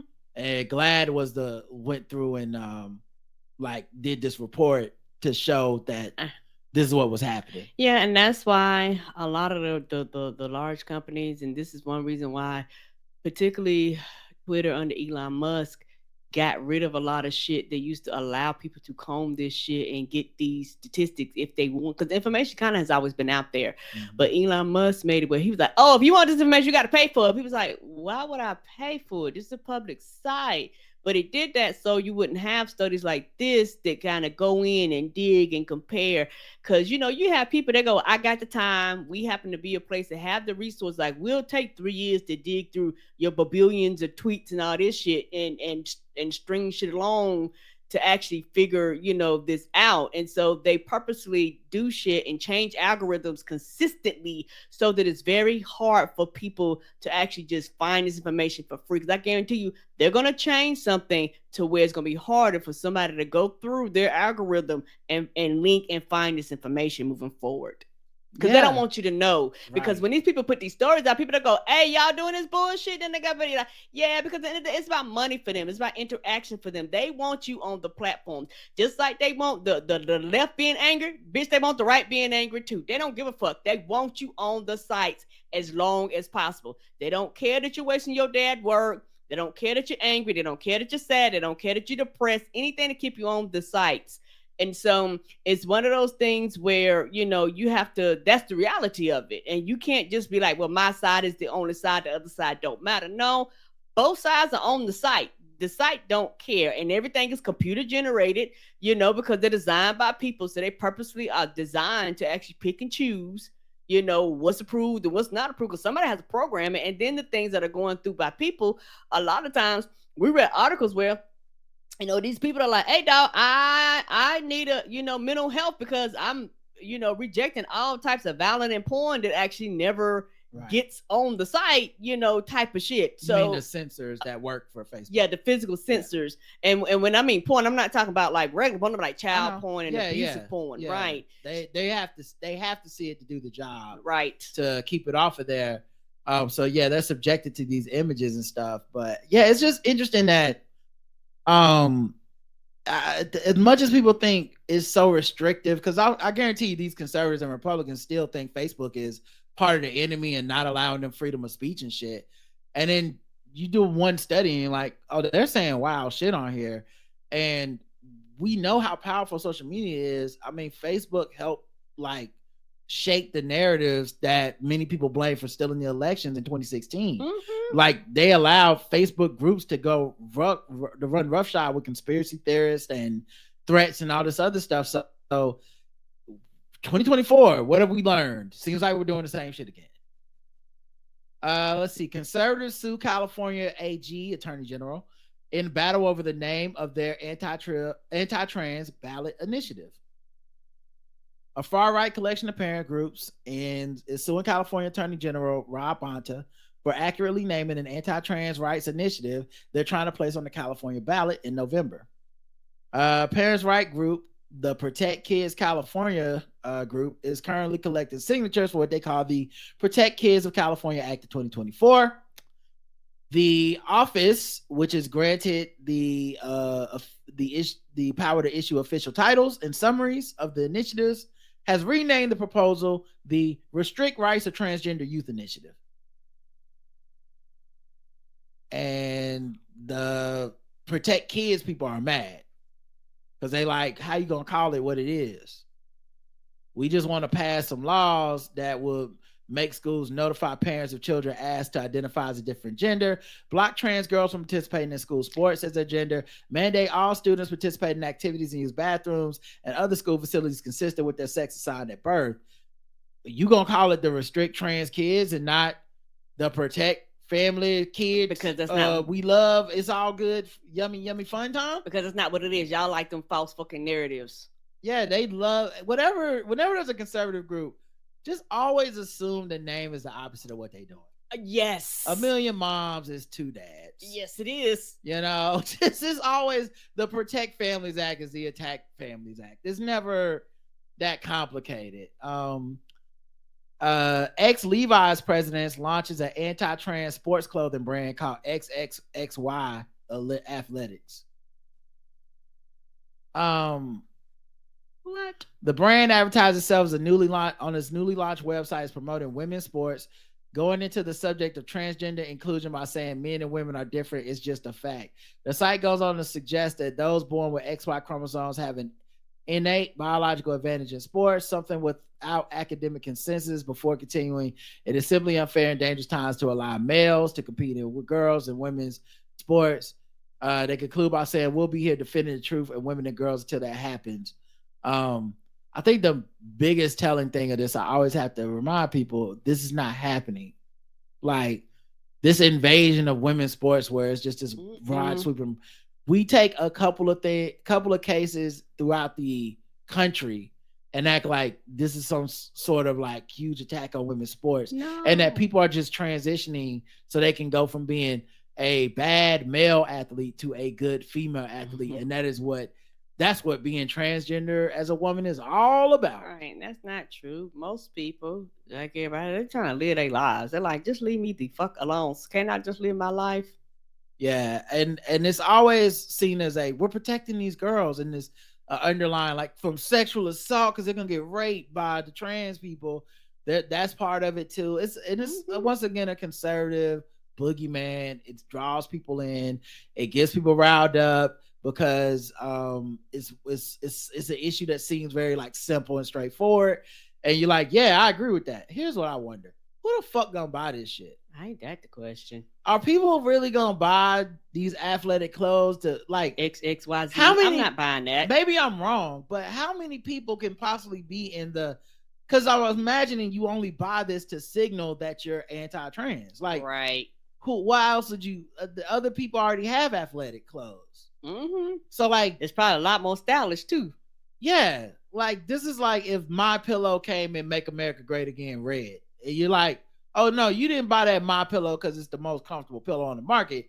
You bought that to let us know you fuck with Trump, right? I'm assuming the same thing for these clothes, but who gonna buy them? Oh, weird. They be doing this shit, and you want to go back to these business. Go, did you survive? Yeah, this is wild, but they always mad about something, boycotting something over there. Right. The new thing is that boycotting Planet Fitness. What happened to what Planet Fitness doing? I thought that was a judgment-free zone. What is happening here? Right, that's a great point. QAnon Trumper got banned from Planet Fitness for taking pictures of a trans woman in the locker room. Yeah, I can see that. You can't. Yeah. Right. I got the right to be. You can't just snap pictures of me in a place like this and just expect it to be all good, nigga. Right. And so now conservatives are like, we boycotting Planet Fitness, and it's cost them millions of dollars, which has turned out to be a lie. Agreed. And the thing is, particularly for Planet Fitness, that's one of the part of the judgment-free zone. They're like, hey, you can come here and work out and you don't have to worry about that shit. Like that's kind of their big thing that they push is, hey, we want you to feel safe in our environment. We don't want you to come in here and feel judged. And you doing that, now you're making somebody feel judged, but actually go against the rules on the paperwork that you signed when you said you was going to be a member.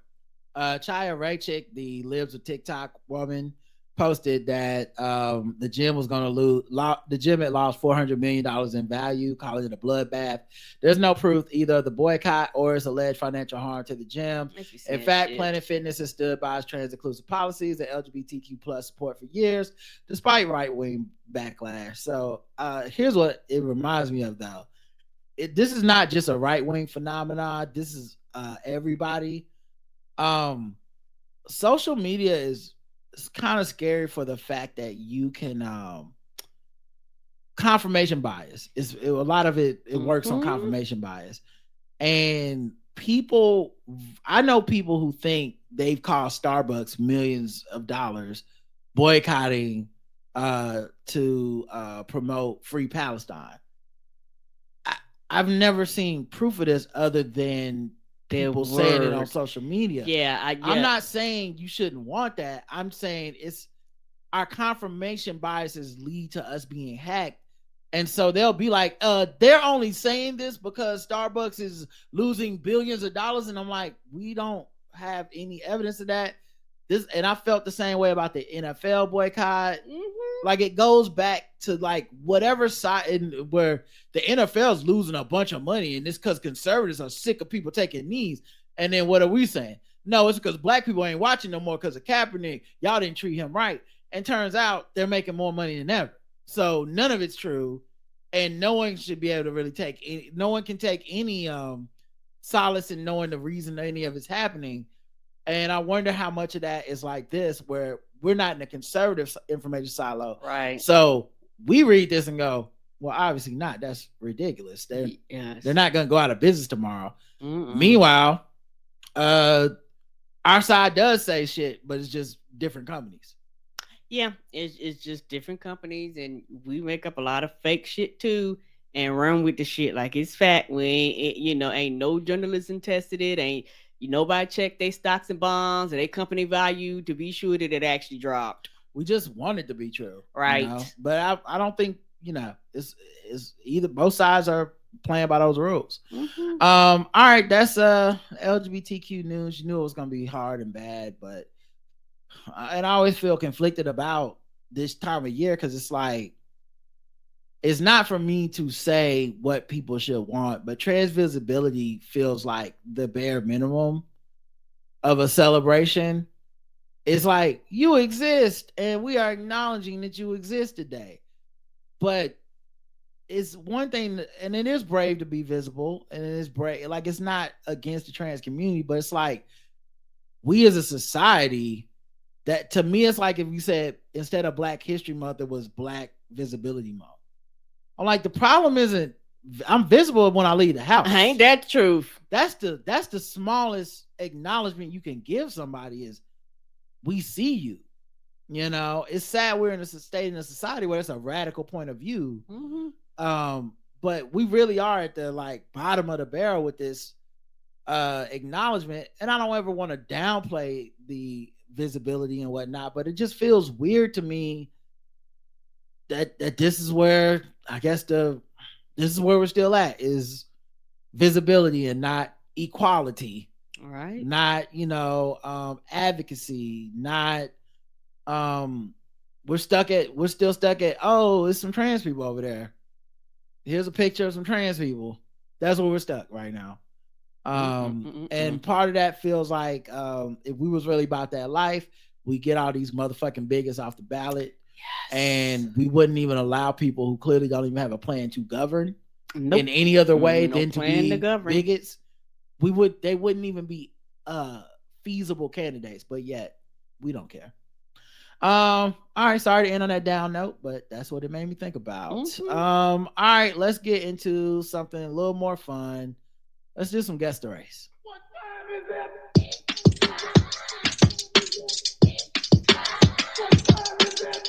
It's time to guess the race. It's time to guess the race. It's time to guess the race. It's time to guess the race. Guess the race. We go around the globe. We find different articles. We guess the race of the people involved. Karen plays along. The chat room plays along. They're all racist. You know what it is. A woman gets 15 months in prison for naked rampage pleasure session in public. Oh, okay. A Florida woman has begun serving a prison sentence for a recent naked rampage at a convenience store that included a masturbation session conducted in front of police. Well, everyone likes an audience.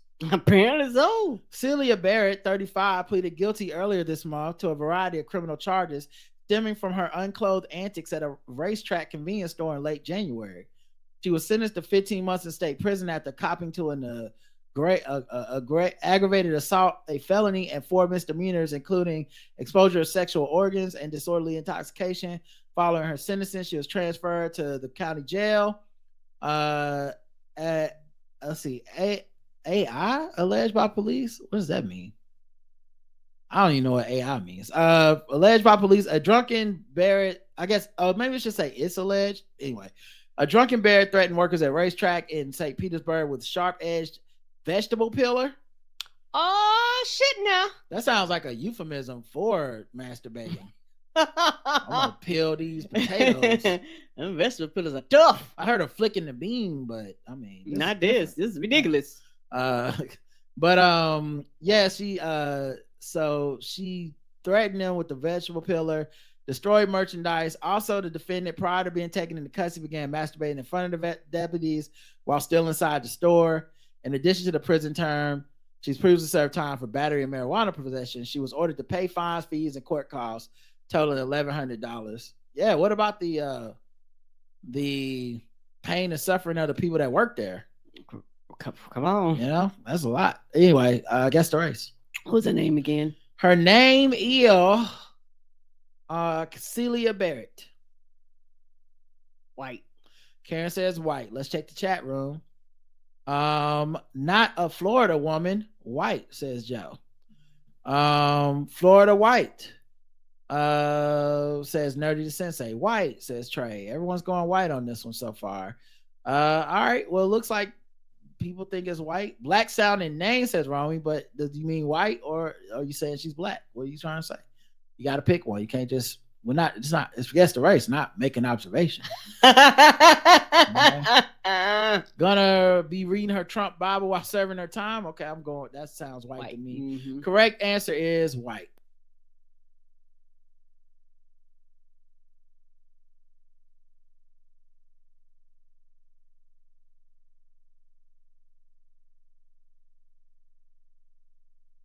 Romy said black sounding name. I'm going to count that as wrong just because he needs to learn.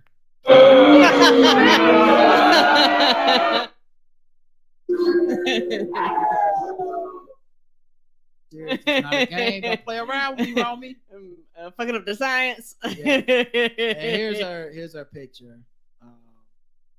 Yeah, she's 35, man. It's a lot going on. Ain't that a lot going on? Vegetable peeler can hurt you too. Child, you can fuck yourself up with a vegetable peeler. You don't know what you're doing. Them shits are sharp. Mm-hmm.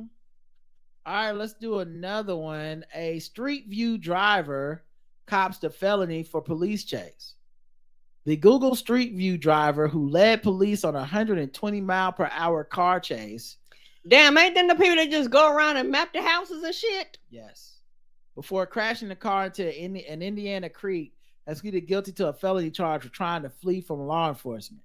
Oh, I feel bad for whoever's neighborhood is supposed to be recording that day. Your house is going to be a blur when it come up on the Google map. I know. You're going 100-something miles an hour, child. You ain't catching nothing. That ain't your house on Street View. Yes, it is. Yes, it is. Child, why that look like a big blur? It look like did the Flash take this picture? Yes. Well, how is this possible that this is you? Can't you see my dog? That look like a cloud smoke. I don't believe you. During the court hearing, Coleman Ferguson, 37, copped to his reckless operation of the camera-equipped vehicle last year. As part of the March 25th plea agreement, he agreed to a 1-year suspended jail sentence and a restitution of $3,220.97. He will also have to pay court and public defender fees. Here's my question with this, though. Mm-hmm. How could you possibly get away with this? Isn't the whole thing gonna be on tape? Right, you in the fucking Google, you in the Google map car. Like, even if you got away with it, isn't Google just gonna pull up the tape? Like here's the video you running from police. And now that We GPS everything, bitch. We know where you was, where you was going. We put like this while you was going. We was mapping the street corners. Yeah, because it take pictures of everything. This feels like the ultimate you can't get away with it crime. Like, what was the plan? Good. And you know what? I bet you somebody at Google had to comb their thing. I bet you all of a sudden they got a snapshot of them going down the road. They got another snapshot of the police following after them. That's what I'm saying. It hilarious. Takes a 360-degree camera. Like it's anyway. That's he appears to have been mapping areas. Did they show him getting arrested too on the corner? Right. He appears to be mapping areas outside Indianapolis. Last July 31st, when a cop spotted the Google vehicle around 5 p.m., speeds reaching 120 miles per hour. Oh, you know what it could be? Maybe he was trying to get off work early. And he was like, you know what? The rest of this neighborhood gonna be a blur. I got a date. I got a hot date. So so they caught him while they was probably trying to speed up the process. Like Google probably says to you, like, hey, so you need to do this whole neighborhood. That's your assignment for the day. And then they don't tell you how fast, you know? So you get in there and do it 120 miles an hour. Hey, technically, I did record the whole neighborhood. I did it in 20 minutes. No, I don't know how he does. He's so good. But yeah, the cops reported seeing several 360-degree cameras mounted on the tall antenna. The blue car driven by Ferguson was wrapped with a vinyl skin carrying the Google and Street View logos. Child, yeah, you walking billboard. I mean, driving billboard. They be like, ain't that the Google car? Right. Yeah, and photos of Sydney, Australia harbor. It also carried a written recommendation to explore the world at google.com/streetview. It was very easy to describe. We got Street View. Yeah, when they put the APB out, that was very easy. Right. We're looking for a man he's in the Google car, guys. Y'all know what they look like. Yeah, they got cameras everywhere. Y'all know what they look like. Yeah, he's going 120 miles an hour. You'll know him when you see him. The side of the car say, go to Google. With the cop in pursuit, he refused to stop. After passing from one county to another, he lost control of the vehicle. Damn, we crossing counties? He lost control of the vehicle, drove through a guardrail, went airborne before landing in the creek, where he was handcuffed and taken into custody. I can't even imagine them views. So all of a sudden, Google gonna have views of you just randomly up in the air, because you know that shit always taking pictures. Yeah, I just picture them being like, well, we're gonna easily be able to find this in the search engine. Easily. What's your name? That's just somewhere in the cloud. Ironically, I'm Googling you. I'm not looking up your record. During the chase, motorists traveled in the opposite direction, had to swerve to avoid colliding head on with a speeding Street View car. Oof. Stated that he worked for Google and he had no reason to run other than being scared. What is the application process? I do not know. You been better off going to 35 miles per hour that they probably told you was your top speed, maybe 55 at the max. Yeah. Yeah, I'm sure that's covered. Like, follow the laws. Mm-hmm. He was arrested on felony charge of resisting police with a vehicle and booked into the Henry County Jail, where he spent about 2 weeks for posting $10,000 bond. It's unclear how Ferguson, working as a Google contractor, came to operate a Street View car. He had a rap sheet that included 2 separate convictions for driving with a suspended license and a 3rd conviction for driving with expired plates. He recently worked in the facilities department of an Indiana university. Wow. But you got to try the Google car. Right? Do they do no background check? Apparently they don't. Or you've been driving the Google car for years and they was like, fuck it. Maybe you sign up for this because they won't let you drive any other kind of car. It's like, well, Your Honor, you got to let me drive technically because that's my job now. Look, my car, sure. I didn't have no insurance. I was driving without a license. But this different. This is my work vehicle. I should be able to do this at 120 miles an hour. So yeah, at the time of his collar, residents of the town had been mapping posted accounts to Facebook of a streetcar recklessly speeding through their neighborhoods. This guy has to be going 120 because he's about to kill me, passing me. Not sure how he's still alive, wrote one man. So they caught him after he had been terrorizing the neighborhood for a while. You know what? Yeah, I agree, Roger. They gave this dude 125 blocks. He was like, I'm going to cover these blocks as soon as possible. He had people calling and go, hey, it's the Google car here flying. I could be done by lunch. Guess the race. White. All right. Giving Dukes a hazard vibes, definitely white. Entire area code going to be a blur white. No background check too, a white. Ricky Bobby white. If you're not first, you're last, white.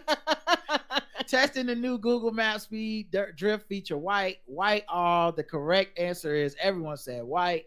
And everyone got it wrong. What?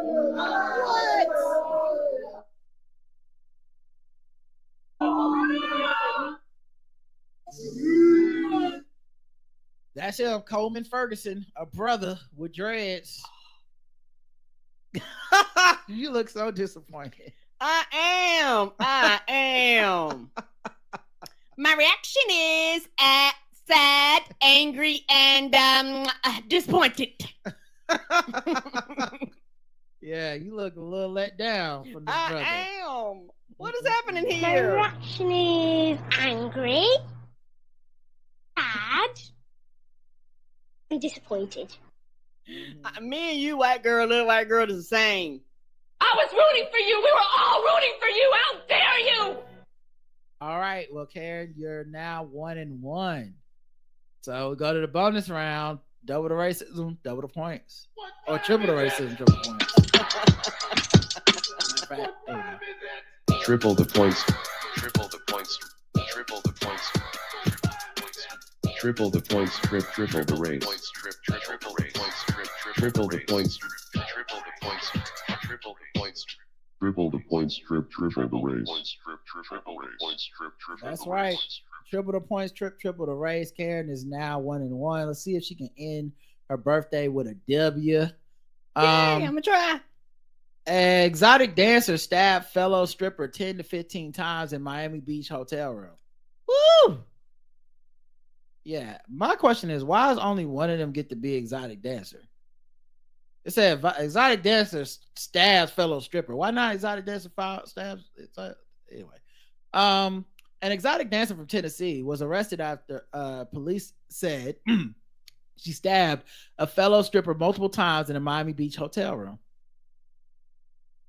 Tequila Rajanae Campbell, 27 of Memphis, was arrested Wednesday on an attempted second-degree murder charge. What was the name of this club? Buns with a Z? The alleged incident happened on Tuesday night when police received a call from the victim who said she'd been stabbed by Campbell. The victim was found with 10 to 15 stab wounds. Ooh, she tried to take her out of here. Throughout her body and a collapsed lung. Ooh, yeah, ain't no drama like stripper drama. Child, you don't want none of that. You don't want it. Officers spoke with the victim who said she'd arrived at her hotel room, found Campbell inside. The victim says she knows Campbell from Memphis, where they're both exotic dancers. At one point, they had been close friends. Thin line between stab and hate. She says they started arguing about Campbell being in the room and said Campbell told her she needed her to let her stay there because she owed her, referred to an incident where Campbell accused the victim of stealing from her in Tennessee. Oh man, this sounds like episode 6 of Swarm or some shit. Ooh. The victim said Campbell then physically attacked her and started stabbing her and said she believed Campbell was going to kill her. Somebody come on before I kill this bitch, Campbell said. The weapon was later found lodged in the victim's shoulder and recovered at the hospital. Oh. On Wednesday, police found the car Campbell was riding in and took her into custody. Campbell told police she'd been going around Miami Beach with the victim and that they'd agreed to stay at the hotel. Campbell also said she was sleeping in the room when she was woken up by the victim throwing a lamp or nightshade table at her head.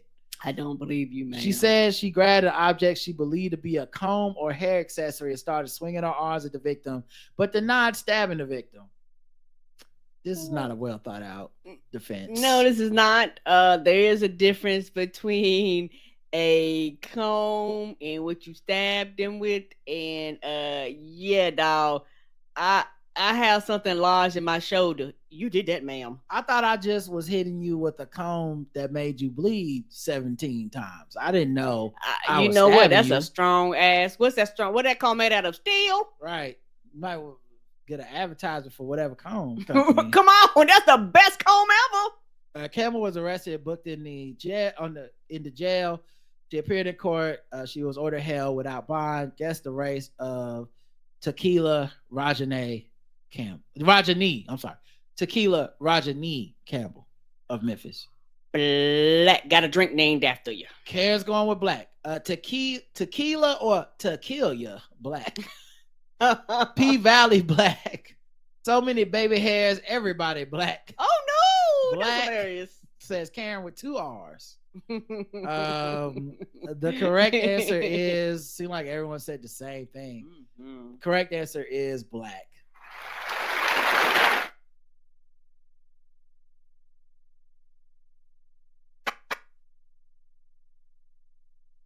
Kind of a free space one, if we're being honest. Oh, baby, she did that. Yeah. I mean, yeah. The fact that she said that you owe me letting me stay here tonight because you stole money from me a long time ago. Listen, I'm not a stripper and everything like that, but I'm not letting you stay in the house with me, in my hotel room with me, after you said you believe I used to steal from you. Right. Because whether it's true or not, you can't be here. Like, and especially if it's true. But the fact that you think it's true, I'm not gonna be able to sleep. Which I'm gonna wake up, all my shit gone. Or you fucking me up. That don't even make sense. Right. Her entire defense made no sense. All right, last thing, sword ratchetness, and we'll wrap this up. No show tomorrow. Going to the Hornets game. Thursday, balls deep with Justin. So we do have that.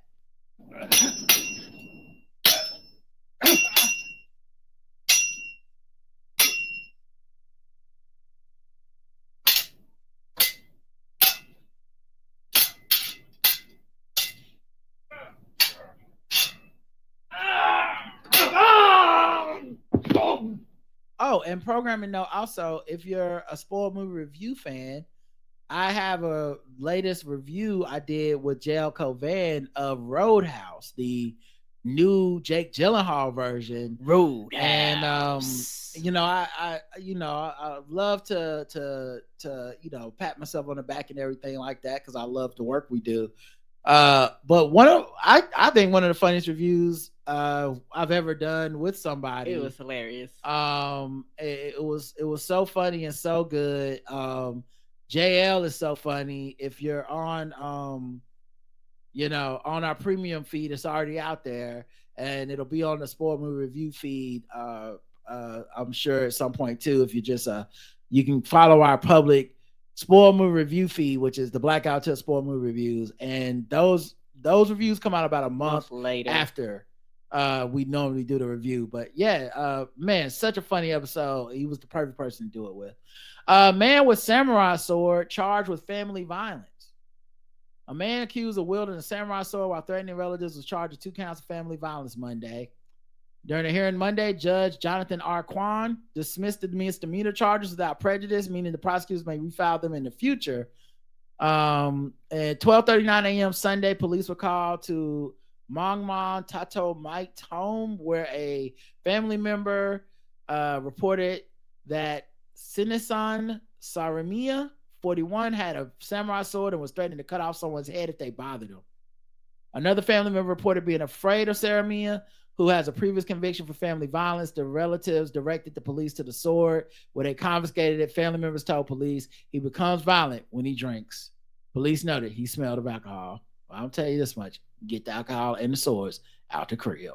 All right, y'all. That's it. Please do. Happy birthday to you again, Karen. Yay! And we'll be back. No shows Saturday for feedback either. We're going to a funeral. So I'm pretty sure more than likely we won't be doing a show that day. If we do, it'll be later in the afternoon. Or we might just do it on Sunday. Yeah, so I don't know, but we'll figure it out as we go, of course. But thank you so much for listening. Thank you for being such a cool audience and a fun place and great escape. And there's a reason that it's Karen's birthday and she chose to celebrate it by hanging out in the chat room with all of y'all. It's fun. Until next time, I love you. I love you too. Mwah.